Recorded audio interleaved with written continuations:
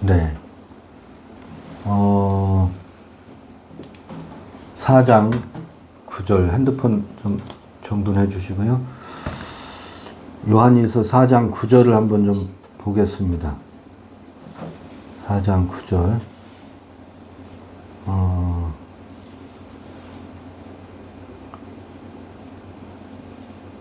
4장 9절이 하나님의 사랑이 우리에게 이렇게 나타난 바 되었으니, 이게 지금 우리가 성서를 읽어가는 기존의 방식하고 어떻게 다른지, 하나님의 사랑이 우리에게 이렇게 나타난 바 되었으니, 하나님이 자기의 뭐라 그랬어요? 독생자를 세상에 보내심은 저로 말미암아 우리를 살리려 하심이니라. 이게 지난번에 읽었던 구절이거든요. 다시 한번 읽어보려고 하는데, 그때 우리를 저로 말미암아, 저로라고 하는 게 디아우투, 이 지시대명사 디아우투, 저로 말미암아로 번역되어 있는 이 디아우투는 무엇을 지시하느냐면 모노게네라고 했어요. 모노게네스죠. 모노게네스는 앞에 피오스가 있어요. 그래서 여기서는 독생 아들이에요. 독생 아들로 말미암아 우리를 살리려 하심이니라, 이렇게 번역되어 있는데, 이게 우리들이 아니라 우리가라고 했죠. 주어를 목적어로 번역을 해놓은 게 오역이라는 말씀을 드렸었어요, 지난번에. 그러니까 이거를 바로 헬라어 원문을 따라서 직역을 하면 우리가예요. 우리들이 아니라 우리가 무엇으로 살게? 그를 통해서, 모노게네스를 통해서 살도록 하기 위해서 모노게네스 피오스를 보냈다. 그런 의미라고 한 것을 다시 한번 확인드려요. 다시 한번 확인하겠습니다. 지난번 다 살펴봤던 부분이에요. 그러면 이 모노게네스는, 여기서 보면 모노게네스는 형용사예요. 여기 화면에, 영상에는 안 나오지만 여러분들 화면에 봐보세요. 요 단어. 여기 깜박깜박이는 거 있죠? 모노게네스예요. 모노게네스. 사실은 이건 여기 독생이라고 되어 있죠. 영어로는 only begotten. 모노게네스가 원형이에요. 3439번으로 되어 있죠. 여기 위에 뭐라고 했어요? 형용사, 목적격, 남성 단수라고 되어 있잖아요. 형용사인데 왜 목적격이지? 그리고 남성은 뭐고 단수는 또 뭐야? 헬라어의 형용사는요, 꾸며주는 명사 있잖아요. 형용사는 명사를 꾸며주는 거거든요. 명사의 격과 성과 수와 일치해요. 그러니까 이 목적격이라는 말은 꾸며주는 명사 앞에 요게 피오스가 피온으로 되어 있어요. 요게 명사잖아요. 요게 요 뒤에는 그의 아들인데, 어떤 그의 아들이냐면 모노게네스. 형용사는 모노게네스가 형용사예요. 아들을 꾸며준다고. 어떤 아들이에요? 형용사는 한정적 용법으로 하면 뭐뭐한 아름다운 꽃, 가시가 있는 꽃. 형용사는 명사를 형용해 주는 게 형용사예요. 그냥 휘오스를 어떤 휘오스라고 형용해 주고 있어요? 모노게네스 휘오스라고 형용해 준다고. 그런데 피온이 목적격이기 때문에 이 모노게네도 목적격 형태를 띠는 거예요. 주인을 따라간다고. 저는 이제 문법 설명할 때 이렇게 설명을 드리지. 제가 모자를 썼어요. 모자는 그 헬라로 하면 관사인데, 이거 옷은 저를 꾸며주는 형용사와 마찬가지예요. 의상, 옷. 근데 남자가 입으면 남성복이에요. 여자가 입으면 여성복이에요. 모자도 마찬가지예요. 남자가 쓰면 이 모자는 무슨 모자예요? 남성용 모자예요. 여자가 쓰면 여성용 모자인 것처럼 헬라어의 특성은 명사가 남성 명사면 형용사는 자연스럽게 남성형을 띄어요.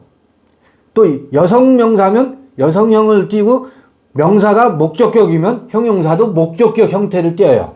그리고 명사가 복수면 형용사도 복수 형태로 하고 명사가 단수면 형용사도 단수 형태를 띄어요. 그러니까 주인을 따라간다고. 형용사의 격성, 수, 인칭 이런 것들은 전부 누구를 따라간다고? 자기가 꾸며주는 명사를 따라가요. 이 말이 무슨 말이냐면 헬라어는 형용사도 어형 변화가 굉장히 많아요.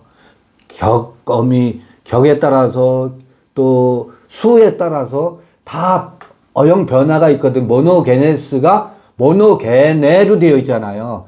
제가 여기서 문법 설명을 잠깐 드렸는데 왜 이걸 설명을 드리느냐면 문법을 여러분들에게 알려드리기 위해서가 아니고 이 모노게네스는 지난번에 요한복음 1장 18절이었나? 몇 절에 보면 30몇 절이었나? 모노게네스가 꾸며주는 단어가 있었죠. 뭐였었어요? 거기서는 1장 14절인가는 모노게네스가 독립적으로 쓰여서 명사형으로 쓰였는데 이걸 독생자로 번역한 것은 잘못된 번역이다 말씀드렸던 거 기억나실 거예요. 근데 같은 1장에 모노게네스가 데오스를 형용해줘요. 데오스를 형용해줘요. 여기 지금 요한일서 4장 9절에는 무엇을 형용해줘요? 피오스를 형용해줘요. 피오스를 형용해준다고. 그러니까 모노게네스는 피오스를 형용해줄 수도 있고 데오스를 형용해줄 수도 있고 단독으로 쓰일 수도 있어요. 단독으로 쓰일 때는 명사적으로 해석할 수 있어요. 지금 모노게네스의 성격이 무엇일까? 그러면 다시 요한일서 4장 9절은 하나님이 이 모노게네스 피오스를 코스모스에 보낸 까닭은, 코스모스는 어디라고 그랬어요? 우리 마음의 땅이에요. 마음의 땅에 무엇을 보냈다고요? 모노게네스 피오스를 보냈대요. 누가? 호데오스가. 여기서는 호데오스와 모노게네스 피오스를 분리시켜서 지금 되어 있잖아요. 근데 요한복음에 의하면 데오스에도 모노게네스라는, 그러면 그때는 독생 하나님이에요. 독생 아들이 아니고.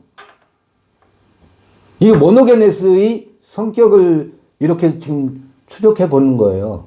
근데 여기서 요한일서에서 하나님이 모노게네스 데오스를 코스모스에 보낸 까닭은, 번역은 이렇게 돼 있지. 그러니까 2000년 전 독생자 예수로 이 모노게네스 피오스를 해석한다고. 그래서 2000년 전에 예수 그리스도를 이 땅에 보내신 것은 우리를 그로 말미암아 살리기 위해서 보내셨다. 이렇게 번역되어 있는데 그런 뜻이 아니라고, 이게.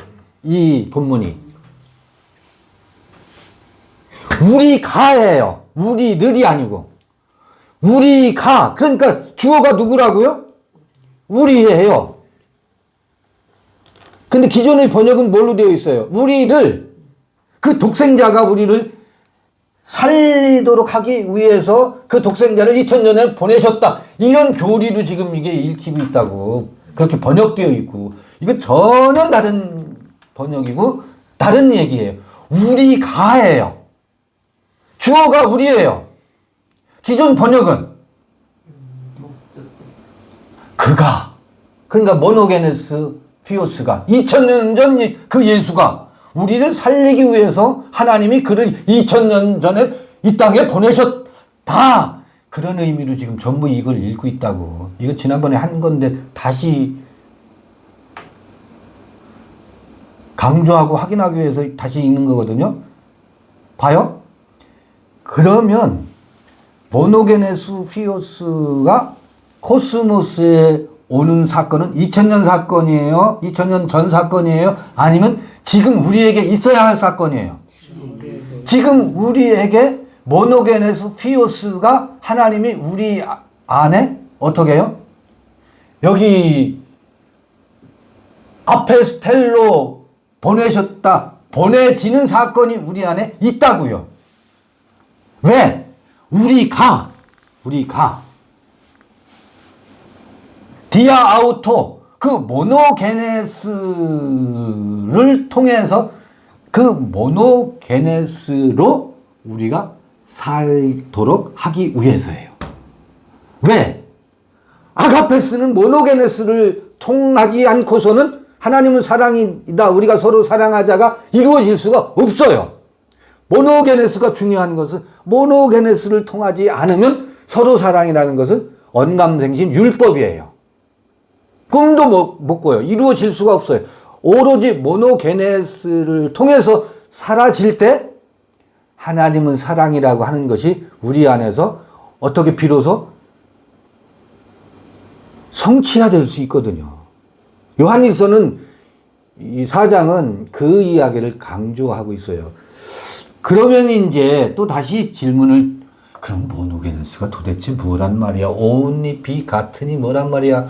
지난번에도 조금 그걸 제가 칠판에다가 성막을 그리면서 모노게네스 혹은 모노게네스가 아니고 성소와 지성소가 둘로 나뉘어져 있으면 이게 모노게네스가 아니라고. 근데 우리는 다 그게 나누어져 있다고. 그러니까 우리는 모노게네스가 아니에요. 근데 우리 안에서 그게 둘로 나누어지는 것이 뭐가 돼야 돼요? 하나가 돼야 돼요. 모노게네스가 돼야 돼요. 그러려면 어떤 사건이 일어나야 되죠. 휘장이 찢겨야 돼요. 그 휘장은 육체 예수라고 그랬어요. 근데 다들 뭐라고 하는, 그 휘장은 2000년 전에 십자가에 이미 달리셨대. 그래서 휘장이 이미 찢어졌대. 그러니까 우리에게서 찢겨질 일이 이미 이루어진 사실로 보고 있다고. 아니에요. 내 안에서는 이루어지지 않았어요. 그것은 우리에게 이루어져야 될 사건에 대한 아주 명징한 계시적인 사건이에요. 역사적 예수를 통해서, 베드로와 예수 사건을 통해서 제자들과 예수와의 관계에서 휘장이 찢겨지는 것이 무엇인지 예수 이야기를 통해 펼쳐져 있고, 그거를 통해서 그 육체 예수가 어떻게 한 번 죽는 것은 정하신 것이다. 그 후에는 심판이 있다. 이거를 전부 이 육체가 죽은 다음에 심판을 받고 백부자 심판 후에 이 육체가 살아서 천국에 간다. 전부 이렇게 교리화되어 있잖아요. 그 이야기가 아닙니다. 한 번 죽는 것은 뭐예요? 뭐가 죽어요?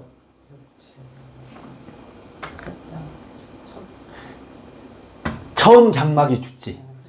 근데 처음 장막이 전부 뭘로 되어 있어? 이 육체가 처음 장막으로 되어 있다고. 교리가. 이거를 처음 장막이라고 하는 게 아니에요. 전부 교리가 이 육체는 우리의 처음 장막이고, 이 육체가 처음 장막이 무너지면 영원한 장막으로 우리가 덧입혀진다고. 그건 뭐예요? 죽은 다음, 뒤진 다음에 이 육체가 천국에 가는 것으로 전부 교리가 그렇게 되어 있어요. 이걸 첫 장막이라고 해석하고 있다고. 이게 첫 장막이 아니에요. 첫 장막은, 그게 첫 장막이 아니라고. 첫 장막은 이 육체 예수가 첫 장막이에요. 첫 장막은, 처음 장막이 뭐가 처음 장막이에요? 모세가 처음 장막이고, 엘리야가 처음 장막이고, 예수가 처음 장막이에요. 그게 첫 장막이에요. 그게 뭐 해야 된다고? 무너져야 된다고. 지금 이 육체를 첫 장막으로 전부 해석하고 있다고. 그럼 여러분 상징적으로는 모세요? 엘리야요?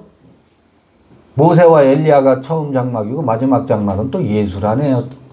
아니에요. 모세나 엘리야나 예수가 처음 장막이랍니다. 그래서 그 처음 장막이 무너져 내리는 것을 휘장이 찢겨진다 그래요. 그걸 히브리서 같은 데는 예수의 육체더라. 휘장을 일컬어서 예수의 육체더라. 그럼 예수의 육체라는 게 뭐겠어요? 우리의 육신의 생각을 좇아서 교리화되어 있는 십자가 복음, 예수에 대한 복음이 있죠. 그 예수를 통해서 지금 저기 요한일서 4장 9절을 이해하고 번역하고 교리적으로 읽고 있고 이해하고 있는 방식이 처음 장막, 처음 예수예요. 그 첫 장막이 무너지기 전에는 두 번째 장막으로 덧입혀지질 않아요. 이 의식의 세계에서 일어나는 거예요. 첫 장막도 의식의 세계의 장막이라는 게 우리가 머무는 처소거든. 근데 처소인데 광야의 처소는 뭐예요? 이동식 텐트잖아요. 광야는 이동식 텐트예요. 그래서 풀로 지은 집이라고 해서 초막이라고 그래요. 초막. 초막절이 7절기 중에서 마지막 수장절하고 같이 오잖아요. 그 초막절이 뭐예요? 불태우는 거예요. 무엇을? 처음 장막을 불태우는 거라고. 이 육체를 불태우는 사건이라고 자꾸 다 해석을 그렇게 하고 있어요. 그래서 그게 기독교의 종교화된 아주 고질병이에요. 얘기가 그쪽으로 갔지? 지금 모노게네스를 설명하고자 함이잖아요. 그 처음 장막이 불태워지기 전에는 모노게네스가 도래하지 않아요. 우리의 의식의 세계에.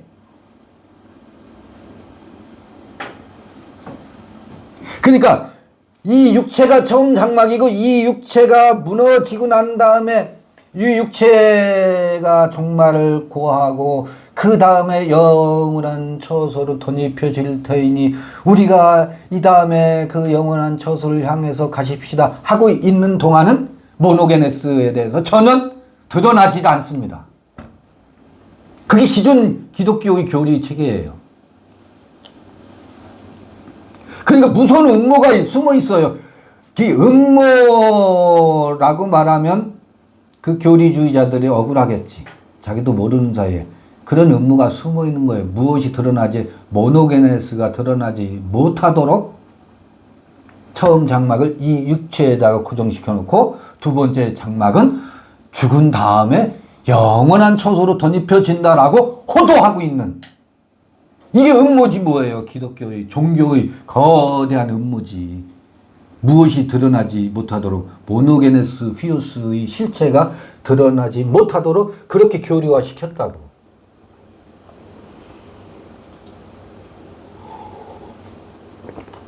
이런 말을 하니 어렵다고 할 뿐만 아니라 이 말이 이전 교리주의자들에게는 말도 안 되는 소리를 제가 지금 하고 있잖아요. 천부당 만부당하지. 이 육체를 처음 장막이라고 생각하고 있는 그들에게는 그게 아니올시다 하면 무슨 소리야? 무슨 개가 풀 뜯어먹는 소리야? 라고 펄쩍들 뛰지.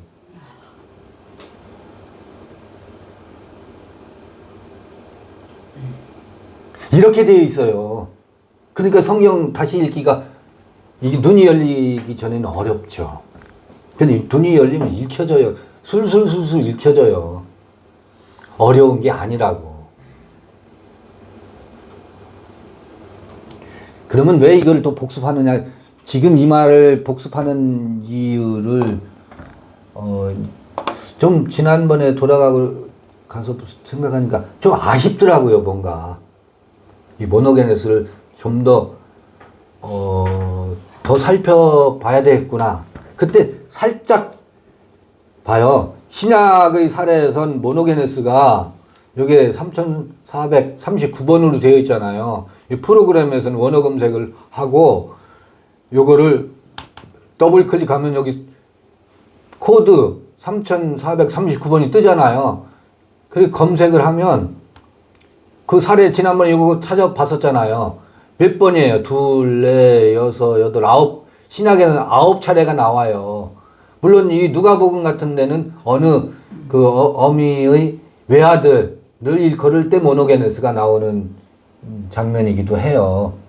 그러니까 지금 누가복음 같은 데는 그런데 요한복음하고 요한일서하고 히브리서에 모노게네스가 나오지요. 그러니까 모노게네스가 신약 성경에 자주 등장하는 단어가 아니에요. 근데 독생자라고 교리화되어 있어서 독생자란 말이 굉장히 우리에겐 익숙한 단어지. 근데 실제로는 신약 성서에 많이 쓰이지 않고 구약 성서에도 많이 쓰이질 않아요. 구약의 사례를 찾아보면서 모노게네스의 의미를 좀 더 생각해 보려고. 그래서 지난번에 조금 아쉬웠던 것을 보완하고 싶어서 요한일서 4장 9절을 다시 읽어보는 겁니다. 여러분 봐요. 헬라어로 요거 모노게네스 요거 처음 보시는 분들 어색하지만 글꼴을 한번 봐보세요. 모노게네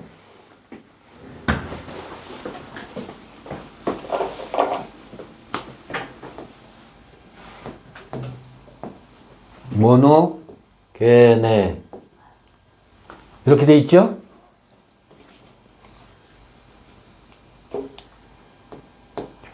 모노게네 원래 원형은 모노게네스예요.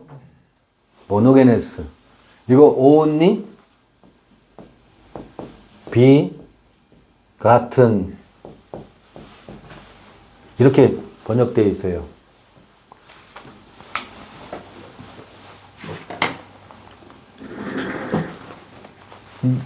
이게 지금 헬라어예요. 그러면 구약은 히브리어로 되어 있잖아요. 히브리어로 되어 있는데 독생이란 말이 히브리어로는 야히드라고 하는 건데 그거 구약 성서를 가기 전에 지금 히브리어는 그런데 히브리서 11장 7절을 봐볼게요. 히브리서 11장 7절 히브리서 11장 17절 히브리서 11장 17절 제가 말씀을 잘못 드렸던 것 같아요. 모노게네스에 대한 이야기가 나오는데 아브라함은 시험을 받을 때 믿음으로 이삭을 드렸으니 저는 약속을 받은 자로 돼 그 독생자를 드렸느니라 이렇게 번역되어 있죠. 이때 모노게네스는 누구를 이야기해요? 사실은 여기도 독생자라는 말이 맞질 않아요. 왜? 아들이란 말이 없어요. 독생자라는 자자는 아들 자자잖아요. 독생 이삭을 드렸다라는 말이에요. 근데 이삭은 아브라함의 아들이니까 독생자라고 번역한 것이 틀렸다고 굳이 오역이라고 굳이 안 할 수도 있어요. 왜? 이삭은 누구의 아들이니까? 아브라함의 아들이니까.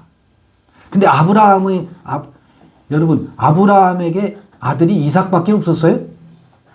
이스마엘도 있었고 또 이삭 이후에도 아들들이 있죠. 옛날에 우리 주일학교 할 때 믿음의 조상 아브라함에겐 7명의 아들이 있었다라고 하잖아요. 그 쭉 아들들이 나와요. 그런데 7명의 아들 중에 이삭을 뭐라고 표현하고 있어요? 모노게네스 이삭이라고 하고 있어요. 유일한 아들이래. 그러니까 이삭은 모노게네스가 무엇을 말하는 것인지를 이삭을 통해서 아브라함의 아들 이삭을 통해서 모노게네스의 의미를 유추해 볼 수 있어요. 사실은 이스마엘 다음에 두 번째 아들이 모노게네스예요. 맏아들은 사실은 이삭이에요. 근데 왜, 아니 이제 이삭이 아니라 이스마엘이에요. 근데 왜 이스마엘은 약속의 자녀라고 안 해요? 육체를 통해서 낳았기 때문에 약속의 자녀라고 안 한다고. 그 육체를 통해서 낳았다라는 말이 무슨 말이지? 우리 이야기를 잘 알죠? 하갈은 정실 부인이 아니고 하녀였었어. 그 이상하다. 우리 조선 땅에도 정실 부인을 통해서 낳은 적자와 서자 제도가 있었는데 이스라엘도 그런 게 있었나 봐요. 적자와 서자. 서자는 벼슬을 할 수도 없었고, 서자는 상속, 아버지의 재산 내 상속 받을 수 있는 자격이 없었어. 그런 문화가 이 이야기 속에 담겨져 있는데, 아니 바울에 의하면 갈라디아서에서 육신의 자녀와 자유자의 자녀에 대해서 이야기할 때 그것은 우리 조선 양반가의 적자와 서자 이야기를 빌어서, 유대교에서도 아브라함의 적자와 서자 이야기를 빌어서 이야기가 구성되어 있는데, 그 이야기를 바울이라는 사람이 이상하게 해석해요. 그걸 이제 소위 영적으로 해석해. 영적으로 해석한다는 말이 온당한지 모르겠는데, 일단 이상하게 해석해. 하갈의 자는 종의 자녀요, 율법으로부터 난 자래. 그래서 자유가 없대. 그리고 약속의 자녀는 사라를 통해서 낳았는데, 사라를 통해서 낳은 것은 위에 있는 예루살렘을 통해서 낳은 자라고 이삭을 해석하고 있어요. 갈라디아에서 그렇게 해석하고 있잖아요. 두 아들이 있는데 하나의 아들은 단지 서자여서가 아니라 종의 자녀래. 그리고 이삭은 자유자의 자녀래. 그 자유자의 자녀 이삭과 모노게네스가 연관이 있어 보여요.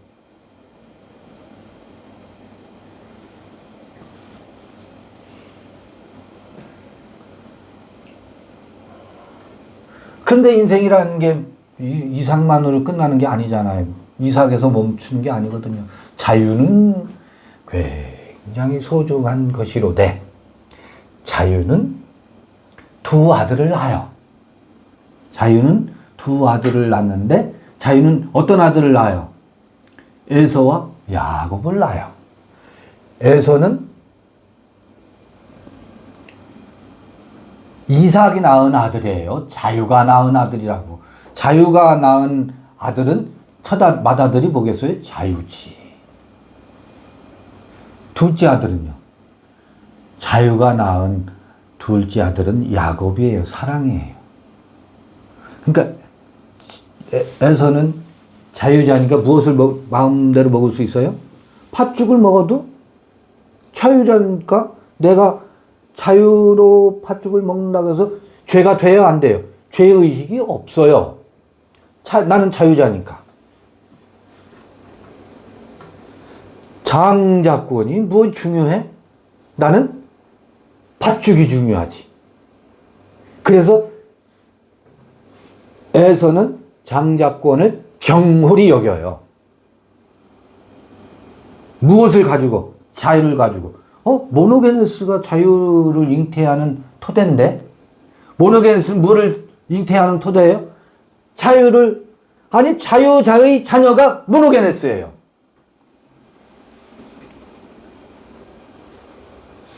그런데 그 모노게네스는 에서와 야곱을 낳는다고. 내게 자유가 아니면 죽음을 달라 해서 얻은 쟁취한 것이 자유야. 근데 그 자유는 무엇을 위해서 팥죽 한 그릇을 위해서 자유를 쓸 수도 있고, 그렇지요. 자유니까. 그런데 팥죽 한 그릇을 위해서 자유를 쓰게 되면 자유는 망하게 돼 있어요. 자유가 망한다고. 자유가 망한다니까 이상한데, 자유 안에 속을 채워야 돼요. 속을 채우는 것이 오늘 얘기 나오는 하나님은 사랑이시다. 모노게네스로 말미암아 우리가 살게 하기 위해서 무엇을 보냈다? 무엇을 보냈다? 모노게네스 피오스를 보냈대요. 우리가 그로 말미암아 살게 하기 위해서. 근데 그로 말미암아 사는 것이 두 형태로 나누어진다고 지금 방금 말씀드린 것이 연결이 될까요?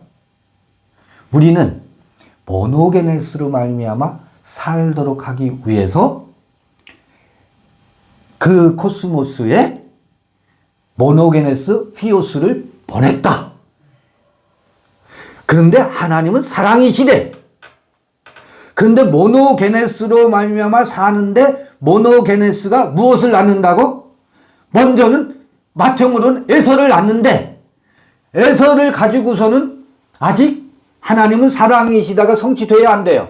안 된다고요.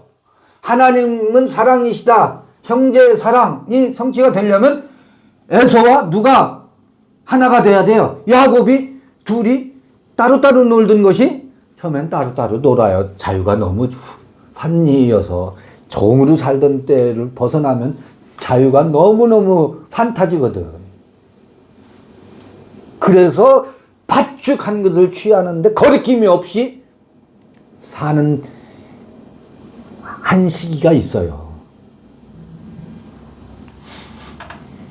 나는 자유자다. 나는 하나님이다. 나는 그리스도다. 나는 거칠 것이 없다. 그것은 모노게네스로 말미암아 우리가 살도록 하는데 반쪽짜리 삶이고 껍데기예요. 그 안에 속이 안 채워진 삶이에요. 야곱을 낳아야지. 자유 때문에 야곱은 주눅 들어요. 내 안에 자유가 판을 치니까 내 안에 누가 길을 못 펴요? 야곱이 길을 못 펴요. 자유가 우선권을 주장하니까 야곱은 찍소리도 못 내요. 우리 안에 두 존재가 있다고.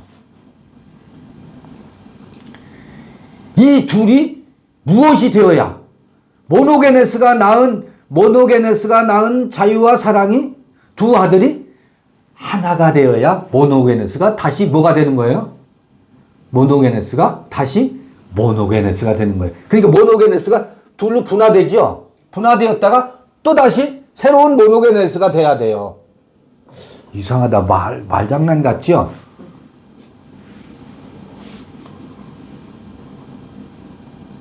이게 모노게네스가 모노게네스를 낳는 과정입니다. 이게 얼마나 절절한 문제였는지 구약의 사례를 통해서 한번 보겠습니다. 여러분 시편 22편입니다. 오늘 노트북 마우스가 말을 안 들어줘서 좀 버벅될 거예요. 시편 22편.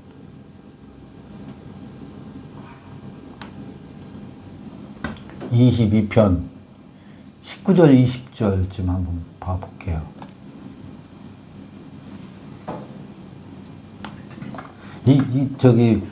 그 모노게네스가요 구약에 안 나와요. 아까 히브리서 11장 17절을 통해서 이삭을 통해서 모노게네스를 살짝 보여서요 힌트와 엿볼 수가 있었잖아요. 신약의 해석에 의해서, 히브리 기자의 언표에 의해서 아브라함의 그 백세에 낳은 이삭을 통해서 모노게네스의 분위기를 엿봤죠. 시편 22편에 20절에 보면 거기 뭐라고 나와 있어요?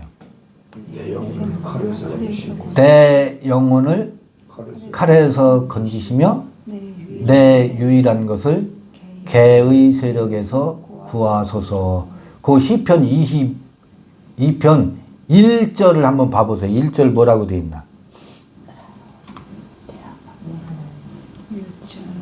1절 보면 뭐라고 되어 있어요?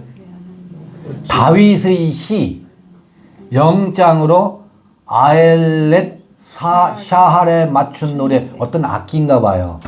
이게 어떤 아엘렛 샤할이라는 어떤 악기인 것 같아. 그것에 맞춰서 부른 노래예요. 예전에는 율법을 낭송했었잖아요. 낭송이라는 게 뭐예요? 노래의 형태로 읽어가는 거예요. 제사장이 이 회중들 앞에서 두루마리 성경을 이렇게 넘겨가면서 성경 모세 오경이었겠죠. 모세 오경을 주로 낭송한다고. 근데 낭송이 이게 리듬을 타요. 리듬을 탄다고. 우리식으로 하면 유교의 시조창이 있죠. 시조창이라는 거 있죠.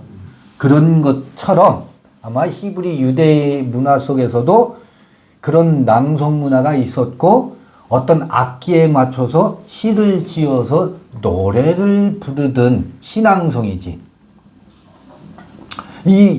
그런 다윗의 시 중에 나오는 문구예요. 다윗의 시. 영장으로 아엘렛 샤할에 맞춘 노래라잖아요. 이건 낭송됐던 시라고요. 그런데 보면 이거 다윗이 지은 시고 다윗이 불렀던 낭송시예요. 내 하나님이여 내 하나님이여 어찌 나를 버리셨나이까? 어찌 나를 멀리하여 돕지 아니하옵시며 내 신음하는 소리를 듣지 아니하시나이까? 그러니까 다윗이 먼 후대에 예수 태어날 것을, 그리고 예수께서 십자가에 달리실 것을 미리 예언한 시다. 이렇게 다들 이렇게 해석을 그렇게 시작하지요. 이것은 예수에 대한 이야기다. 예수에 대해서 예언한 시다. 예수로 성경을 다 풀어야 된다. 모든 것은 내게 대하여, 성경의 모든 것은 내게 대하여 증거하는 것이다. 그러니까 그 내게 대하여가 누구로 다 포커싱 돼 있어요? 예수에게 포커싱이 되어서 전부 추석하는 사람들이나 설교가들이 보라!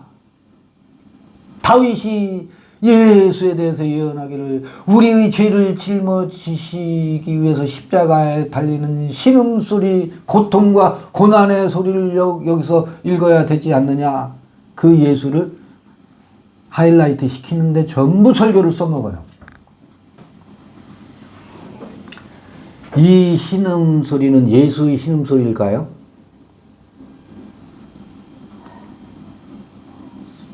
아주 그 보면 예수를 우상화하기 위해서 성경의 모든 것이 예수를 돋보이는데 다 동원되고 있어요. 이 이야기는 예수의 이야기 속에도 그대로 문양이, 이 이야기는 예수의 이야기에도 적용이 돼요. 근데 그 전에 누구의 시예요? 다윗의 시예요. 다윗의 신음소리라고. 다윗의 고난과 고통이라고요. 여기서 아까 읽었던 개는 개 있잖아요. 개는 블레셋 사람들이었어요. 다윗 시대에는 블레셋 사람들이 늘 블레셋 족속이 히브리인들을 괴롭혔었잖아요. 그래서 다윗과 골리앗 이야기, 골리앗은 블레셋 사람의 거인이었잖아요.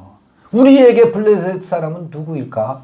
우리에게 거인은 누구일까? 우리가 늘 억압받는 그 거대한 거인은 누구예요? 여러분, 블레셋 사람이 누구예요? 우리 땅에 먼저 와 있는 존재예요.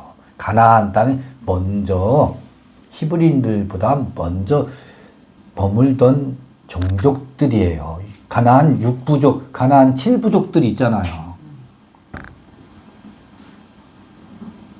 우리 안에 무엇이 먼저 와 있었어요? 교리가 먼저 와 있었어요. 칼빈이 먼저 와 있었고 바울 신학이 먼저 들어와 있었어. 누구에 의해서? 우리 어머니, 아버지, 우리 목사님, 우리가 존경했던 오순절 신학자들, 기라성 같은 부흥 강사 목사님들이 우리에게 입력해 준 것들이 내가 생각해 보기도 전에 내 의식 세계에 들어와서 점령해 가지고 내 의식 세계에 정착해 있었어요. 내 의식이 깨어나기도 전에. 그래서 그들은 내게 뭐예요? 거인으로 있어요. 거인으로. 율법 선생이 모세가 거인으로 되어 있고 엘리야, 우리 능력 받으려고 얼마나 능력 받겠다고 얼마나 지랄 발광했었어요. 엘리야의 능력을 위로부터 불러 하늘에서 불새를 주옵소서. 엘리야가 먼저 와 있었어요. 우리 내면에. 율법이 먼저 와 있었다고. 모세의 율법이 먼저 와 있었고, 그 다음에 가장 강력한 첫 장막이 되었어요. 그 교리화된 예수가, 구세주 예수가 우리 안에 먼저 딱 들어와 있어서 우리는 차가 덜컥만 해도 뭐예요? 아이고 주여. 주여가 먼저 나와. 그 주여는 어떤 주여예요? 2000년 전 그 예수예요. 아이고 주여. 이게 어디에 와 있어요? 가나안 땅에 먼저 거민으로 먼저 와 있어서 왜 와 있느냐면 나와 상관없이 우리 선배들이 나에게 뭐 했어요? 주입시켜 놨었어요. 주입시켜 놓은 그 거민들이 골리앗처럼 무서운 형상으로 이미 와 있었다고. 와서 나의 세계를 뭐해요? 좌지우지 지배하고 있어요. 나는 옴짝딱 못해요. 다윗이 오죽하면 거인 골리앗을 물맷돌로 쓰러뜨리지. 근데 쓰러뜨리기 전에 얼마나 괴롭힘을 많이 자기 동족들이 괴롭힘을 많이 받았었어요. 그것뿐만이겠어요?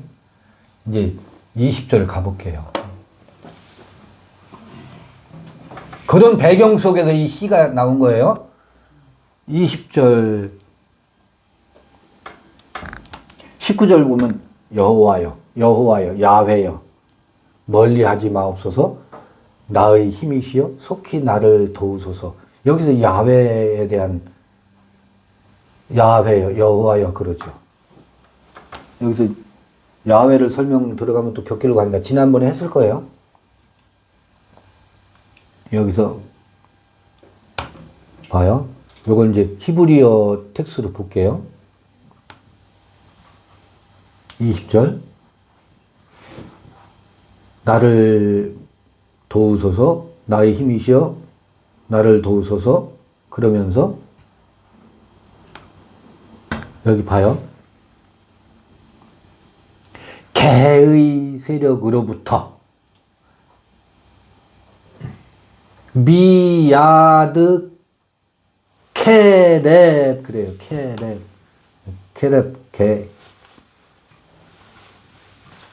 케렙 이것도 이 단어 연구로 가면 또 격길로 가니까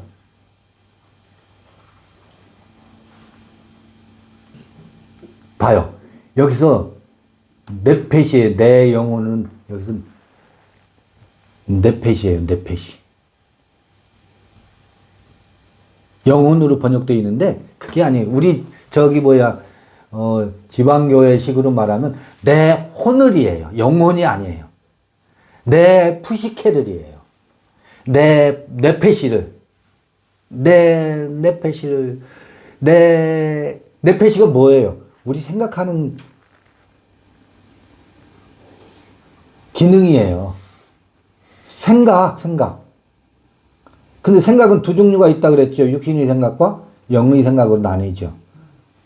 근데 육신의 생각과 영의 생각으로 나누기 전에 이 생각의 기능, 오성의 기능, 이해하는 그 기능, 우리 안에 의식의 아주 기본적인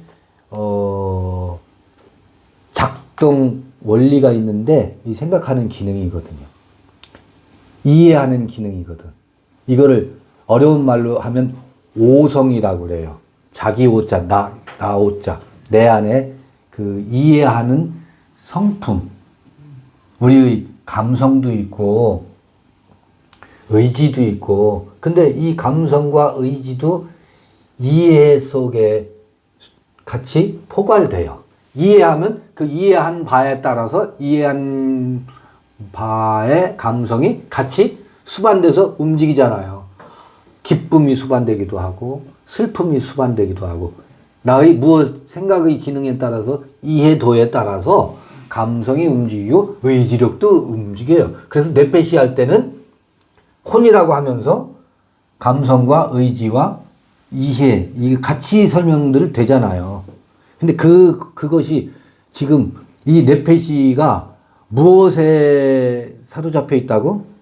객에 사로잡혀 있대요.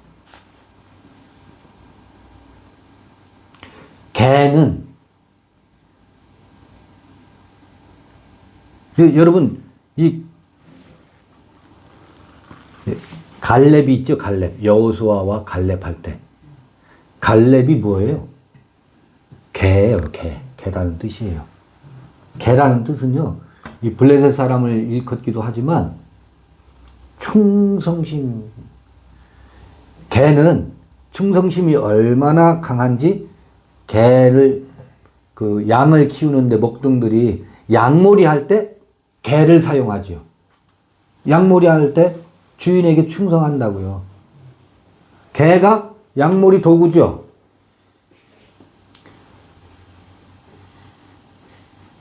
갈렙은 뭐예요? 개예요, 개. 충성이에요. 근데요, 사실은 갈렙이 그렇게만 이해되고 있어요, 지금. 근데 케렙이라고 하는 것은, 갈렙이라고 하는 것은, 케렙이라고 하는 것, 렙이라고 하는 게 이 마음이라는 말이거든요.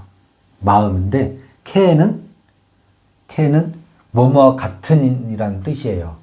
이게 천사 얘기까지 이렇게 되면 연결되는데, 거기까지 안 갈게요.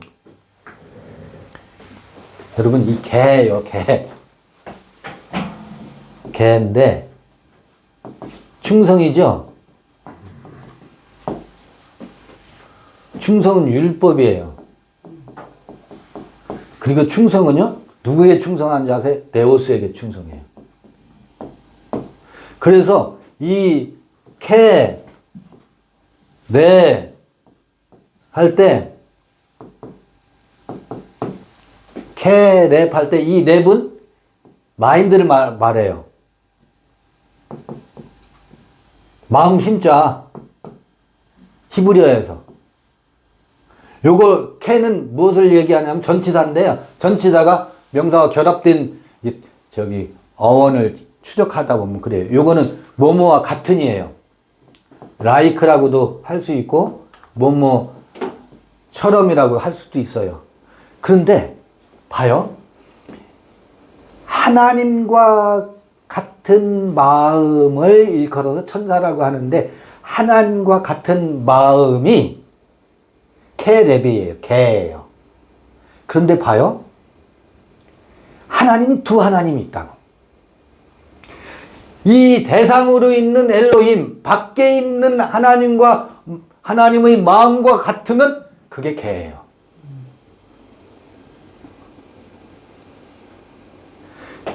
이 대상으로 있는 하나님, 교리화된 하나님과 같은 그 마음과 일치하려면 그게 무엇으로 나타나요? 열심과 충성과 봉사와 헌신으로 나타나요.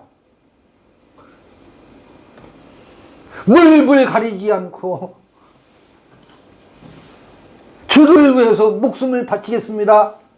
그 열심으로 나타나요. 그래서 케렙은 뭐라고 해도 맞아요? 개예요. 주인에게 충성하는, 주인의 마음에 들기 위해서. 그러니까 율법의 세계이기도 해요. 근데 이 케렙은 또 어떤 케렙이 있어요. 이 대상으로 있는 엘로힘과 같은 마음 말고 휘장이 찢겨지고 지금 모노게네스를 읽기 위해서 시편 22편을 여러분 20절을 열어놨다는 것을 염두에 둬 보세요. 하하, 그렇구나. 여기서 뭐냐면 나의 유일한 것이 있죠. 히브리어로는 야히드인데 헬라어로는 그게 모노게네스예요. 유일한 것 할 때 유일한 것 있잖아요. 이삭. 그 내 영혼을 칼에서 건지시고 나의 유일한 것을 어떻게 해요? 개의 세력에서 구하소서. 기도문이잖아요. 이게 노래를 부르면서 이 기도문이 여기에 박혀 있는데 그 유일한 것 할 때 그 유일한 것이 이삭으로 생각하면 돼요. 내 이삭을 누구에게서 보호해달라고 하고 있어요? 이스마엘로부터 지켜달라고. 이스마엘이 꼬집거든. 억압하거든. 이삭을. 아브라함의 이야기로 가면. 근데 우리의 이 데오스를 향한 충성심과 열심, 우리 안에 있는 헌신해야 되고 봉사를 통해서 이 하나님께 가까이 가려는 그 마음이 내 안에 유일한 것 모노게네스를 어떻게 한다고요? 말살시킨다고. 그게 뭐예요? 교리가. 2000년 전 예수만이 모노게네스라고 하는 이 가르침이 먼저 와 있는 가르침이 그게 블레셋 누구처럼 골리앗처럼 거인으로 우리 안에 이미 우리 의식세계에 찾아와서 자리를 잡고 있기 때문에 그 거인에 의해서 내 안의 유일한 것 모노게네스가 어떻게 해요? 숨도 못 쉬고 있다고. 그 모노게네스가 어떻게 해야 되는데 우리는 그 모노게네스로 살아야 되는데 그 모노게네스로 살지 못하게 하는 까닭이 무엇 때문에요? 나의 충성과 열심 개 때문에.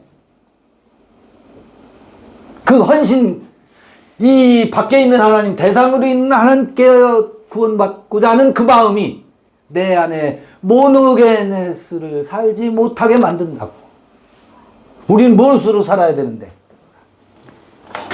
모노게네스로 살아야 뭐가 가능하다고요? 서로 사랑이라고 하는 것에 그나마 이 가까이 간다고 요한일서 4장에서 이야기하고 있잖아요. 이 한탄을 다윗이 하고 있다고. 이 실체를 보고. 근데 이것은 다윗의 이야기뿐만 아니라 예수의 이야기요. 오늘 우리의 이야기라고 똑같다고요. 이것을 전부 다윗의 이야기도 아니고 내 이야기도 아니고 오직 예수의 이야기로만 이거를 한정시켜 놓고, 그러니까 그 예수가 우리를 위해서 십자가에 고난당하시고 죽으셨으니 우리는 그 예수를 믿자, 이렇게 가고 있다고. 그것이 무엇으로 우리 안에 와 있어요? 거인으로 와 있어요. 그래서 내 안에 뭐가 지금 모노게네스가 살아날 길이 없어. 그러니 저게 누구야? 다윗이 이런 시를 남겨놓잖아요. 다윗도 같은 상황에 처해 있으니 내 푸시케가 나의 생각에 지금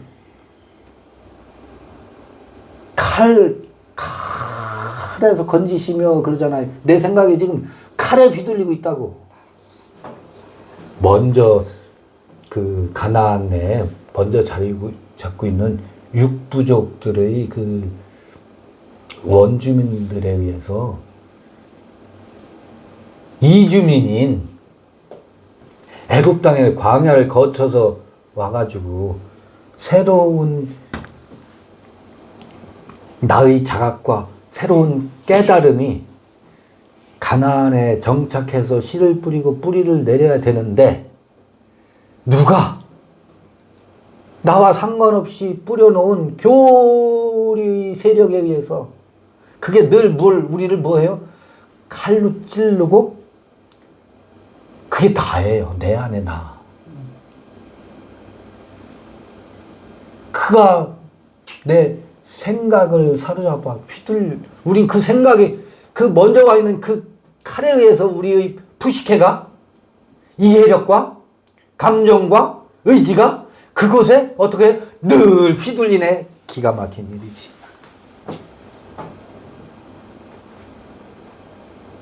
늘 기쁨도 그 속에서의 기쁨이야. 슬픔도 그 속에서의 슬픔이야.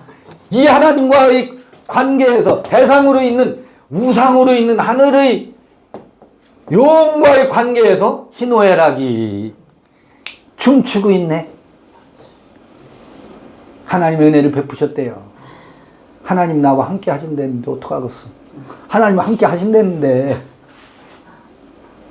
그래 이 하나님 때문에 어떤 하나님을 못 만나요?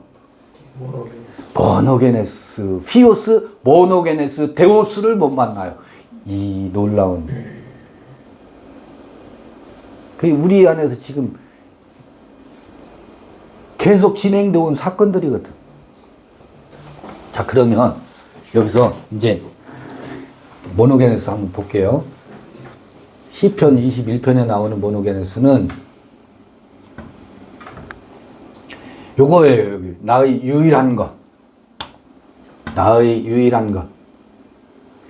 예히다티 그렇게 돼 있어요. 예히다티. 원형을 보면 야히드.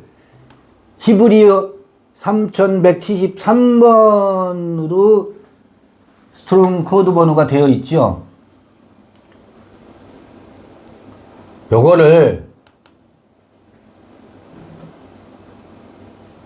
구약에서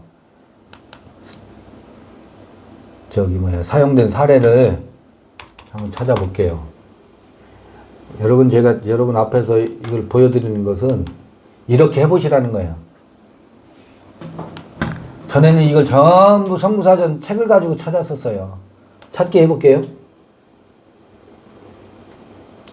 야히드, 유일한 것. 영어로는 my darling, my only 이렇게 번역되어 있는데 이거 좀 이따 알려드릴게요. 야히드 사용된 사례 창세기 22장 2절. 이거 이삭이잖아요. 히브리서 아까 11장 17절에 인용했던 그 이삭을 야히드 독자라고 되어 있죠. 구약에도 이 독생 야히드가 쓰인 사례가 몇 개 안 나와요. 2, 4, 6, 8, 10, 12사례네. 12사례밖에 안 나와요. 이 야히드란 말이 번역에서는 말이 자주 쓰는 말이 아니에요.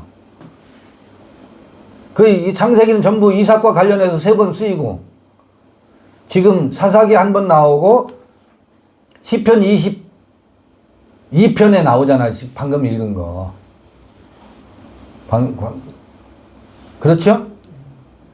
시편 25편 한번 볼게요. 25편. 야히드. 25편 16절에 주여 나는 외롭고 괴롭사오니 내게 돌이키사 나를 긍휼히 여기소서. 외롭고로 번역되어 있는데 이 야히드인데 이 외롭고 요거는 시편 25편 앞뒤 한번 문맥을 보면서 이 야히드는 모노게네스인가 이거 한번 살펴볼 필요가 있고, 근데 외로워요. 모노게네스는 외로워요. 모노게네스가 외롭다고? 왜 외롭겠어요? 전부 주변에는 내 안의 개뿐만 아니라 모두가 이 충성과 헌신과 봉사로 점철되어 있는 이들로 내 주변도 진쳐 있고 내 안의 의식도 이 개가 들끓어요. 모노게네스는 그들 틈바구니에서 오로지 유일하게 있는 생명의 씨 눈박이거든요. 그래서 유일한 것일 뿐만 아니라 외로워요. 그리고 먼저 온 자가 형이 누가 형이냐면 이스마엘이 형이야. 힘센 자가 이스마엘이야. 이삭은 이제 갓 태어났어.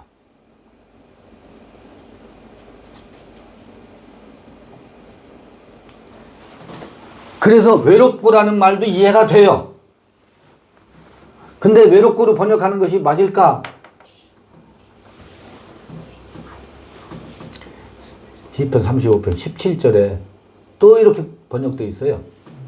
주여 어느 때까지 관망하시리이까 내 영혼을 저 멸망자에게서 구원하시며, 거기 뭐라고 되어 있어요? 내 유일한 것 야히드, 유일한 것, 이게 뭐라고요? 모노게네스예요. 야히드, 이게 모노게네스예요. 요 정도만 찾아보고 여기 시편 68편 7절 쭉 스가랴서 12장 10절까지 여러분들이 개별적으로 찾아보세요. 자, 그럼 지금 이 야히드를 모노게네스로 보는 것이 맞는가? 유일한 것을 모노게네스로 보는 것이 맞는 것인가? 아까 말씀드렸죠. 히브리어를 헬라어로 번역한 성경이 뭐라고요? 70인역이라고 있어요. 70인역. 신약 성경은 70인 번역 성경의 영향도 많이 받았지요. 그 70인역을 비교해 보면 야히드 시편 22편 21절 봐볼게요. 여기서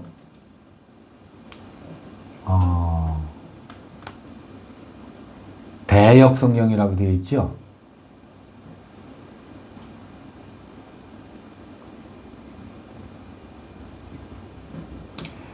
봐요.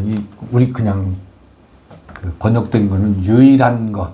번역 성경에 보면 우리 한글 성경에도 유일한 것 혹은 하나밖에 없는, 공동 번역에는 하나밖에 없는 목숨 이렇게 되어 있죠. 하나밖에. 또 현대인의 성경도 하나밖에.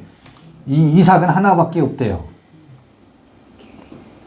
KJV 여긴 My Darling 이렇게 번역되어 있는 것도 있고, 그러니까 사랑하는 이죠. 나의 사랑하는.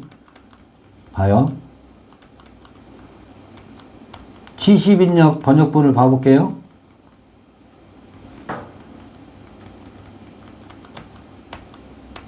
오늘 마우스가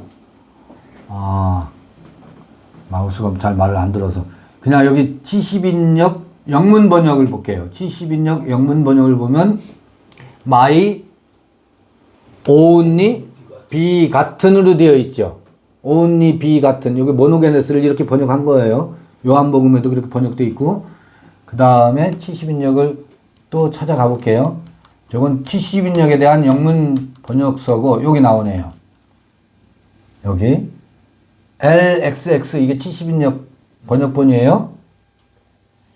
거기 보면 루사이 아포 롬파이아스텐, 아까 데페시가 푸시켄으로 번역되어 있잖아요. 푸시켄,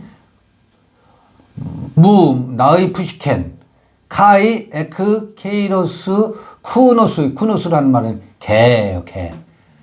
개로부터 구하옵소서 할 때 텐, 여기 뭐라고 되어 있어요?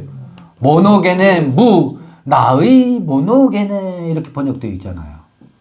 이 무엇을 모노게네로 번역했느냐면 야히드를 모노게네로 번역되어 있어요. 이게 모노게네스예요.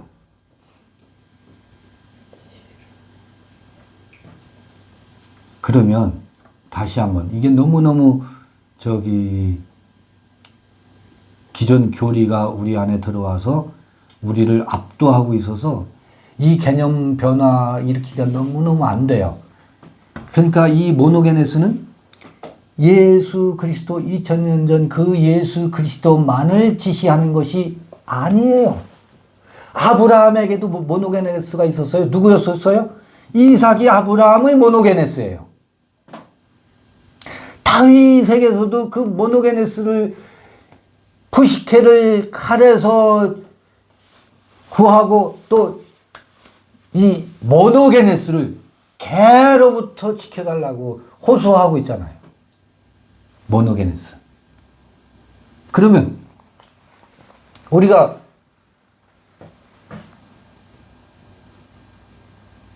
나의 모노게네스는 무엇이지?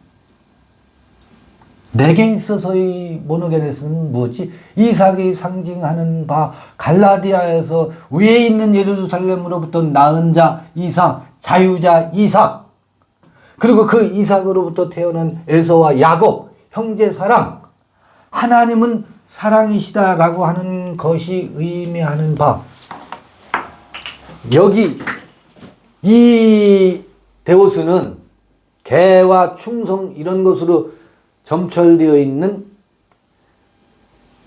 이 데오스는 교리로는 이도 사랑이야.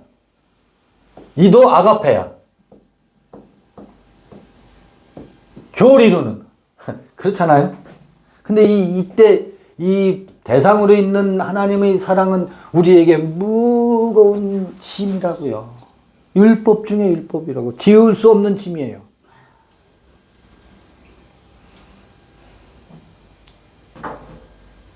이 충성과 헌신으로 아무리 아가페에 도달하려고 해봐야 나가 떨어지게 돼 있다고. 다 나가 떨어져서 여기 와 있다고.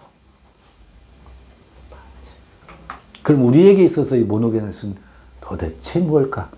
여기서 조금 곁길을 잠깐 갔다 와 볼게요. 그러면 에덴 동산에서 그런 이야기가 나오죠. 에덴에 불칼로 화영검으로 생명나무의 열매를 먹는 길을 뭐 해놨다 그랬어요? 막아놨죠. 그게 뭐겠어요? 요거예요. 케레. 이것에 막혀 있어요. 이것에 막혀 있어요. 에덴의 불칼이 이거예요. 이것에 의해서 생명나무로 가는 길이 어떻게 되어 있다고? 막혀 있잖아요. 이 하나님 때문에, 그 교리 예수 때문에, 2000년 전 교리적 십자가에 달리신 예수 때문에 생명나무의 열매를 먹는 것이 어떻게 되어 있어요? 지금 가로막혀 있어요. 이 케렙이 갈렙이기도 하고, 여기서도 개이기도 하고, 이게 또 뭐이기도 해요? 어떤 천사, 마음으로는 갈 수가 없어요. 어떤 하나님? 안에 모노게네스를 보내는, 그리고 모노게네스로 살려고 하는 그 마음이 또 케렙이에요. 케렙은 똑같은 케렙인데 그건 개가 아니야. 그건 아들이야.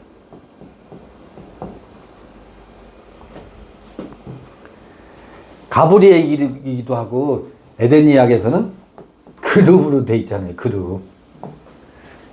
이 케렙이 발음은 이 모음의 변이에 의해서 그룹으로 번역된다고. 그룹.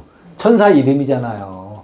여러분, 천사가 어떤 천사의 그룹 천사가 어떤 거예요? 그러면 우리 마음에 이건 처음에 이거는 악한 천사요.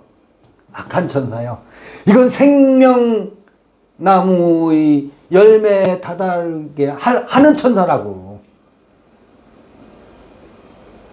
그러면 갈렙은 뭐겠어요? 그러면 갈렙은 개와 충성으로 번역해야 되겠어요? 아니면 하나님의 마음으로 번역해야 되겠어요? 가나안 땅으로 인도하는 것은, 우리를 가나안 땅으로 인도하는 것은 하나님의 마음을 통해서만 가나안 땅으로 들어가요. 내가 나다라고 하는 여호수아, 내가 나인 것이 구원이다라고 하는 여호수아와 개를 일컫는 갈렙이 아니라, 하나님의 마음과 같은 갈렙이 아니라, 그러니까 그때의 하나님은 밖에 있는 대상의 하나님이지, 그 갈렙이 아니라 우리를 가나안 땅으로 모노게네스로 인도하는 두 지도, 우리 안에 두 지도자는 야훼 하나님이 내가 나인 것이 나의 구원이다라고 하는 여호수아, 하나님의 마음으로 향해 있는 그 갈렙이 우리를 어디로 인도하겠어요? 가나안 땅으로 인도한다고요. 모노게네스가 살아나게 하고 가나안 땅의 궁극은 뭐겠어요? 하나님은 사랑이다라고 하는 그 사랑의 성취로 우리를 인도하는 두 천사가 뭐겠어요? 여호수아와 갈렙이지.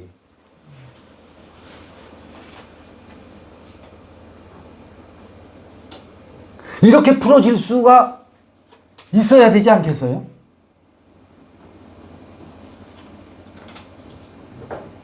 잠시 쉬었다가 그 요한일서 계속 하겠습니다. 근데 구약하고 연결해서 모노게네스 이렇게 읽어가 보시면 좋겠습니다. 네. 네.